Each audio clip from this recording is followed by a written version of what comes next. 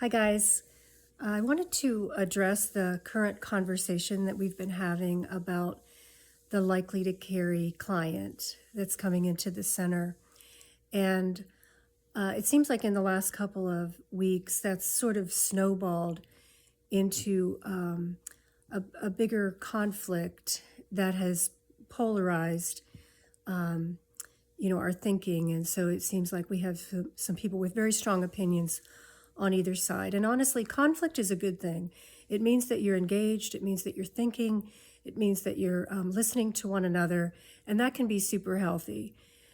I just want to make sure that we don't get beyond that point to where we're not hearing each other and where we're beginning to make judgments that might be based on some misinformation.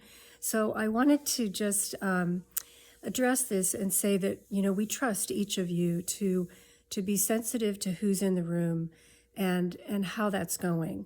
And I think that we need to trust each other to make good judgments about what to say and what not to say. But I'm going to say this in defense of one of the sides here, is that when we see a likely to carry client, and those are her intentions, and we want to trust her intentions, but she is also in the middle of a crisis, and she is still, in many ways, deciding. She may sound very decided about her, her future, but at this point, the nature of her unplanned pregnancy, and just by being pregnant, makes her ambivalent. So she's thinking a lot of different thoughts. And so one of the things that we do right after that is an assessment of her vulnerabilities. And she may have many vulnerabilities. This doesn't mean that she's not able to carry to term. Of course she is. But it does mean that when she walks out the door, this is an area for Satan to really attack her and to play on those vulnerabilities, whatever they might be. And we want to help to prepare her for that outcome. So before she leaves, all I'm asking is just to consider asking her 3 questions. You can ask her, who's going to support you in your decision when you leave here? And find out what she says. And then ask if there's anyone in her life that she knows of who would not support her decision to carry to term and may actually be opposed to that decision. And let her answer that question as well. And then you might want to say, I'd like to show you a couple reasons why you have made the very best choice.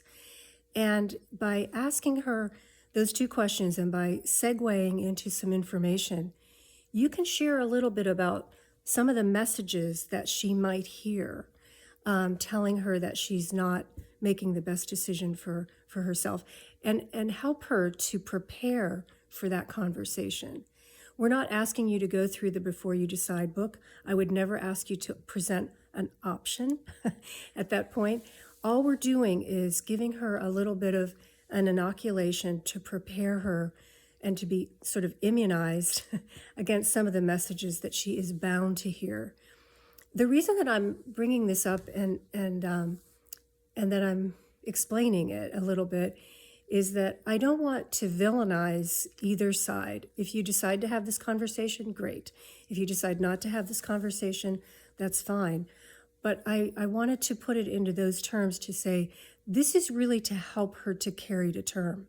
This is not about presenting other things. This is really to strengthen and solidify and cement her decision so that no matter what anyone says, whether it's a doctor, a boyfriend, her mother, her best friend, somebody at school, no matter what they say, that she's going to be prepared for that conversation, that she'll be able to look them in the eye and say, I've thought about every option and I've chosen to parent. And this really will help her in the long run. We've seen many different types of clients, and I know that there are exceptions to every rule. So I know that there are people that are absolutely committed to carrying to term, and I do not expect anybody to give some long explanation of abortion. That's never going to be asked. But I will say that it's very routine in centers like ours across the country to be preparing a woman who's likely to carry for the vulnerabilities that she's going to face when she leaves. So hopefully that helps us to get some answers and also to look at each other with love and respect so that we can honor the choices that another staff member might make inside of the room. Hopefully that's been helpful. Thanks for spending 5 minutes with me. And I love you guys, and I'm going to encourage you to love one another. Thanks. Bye.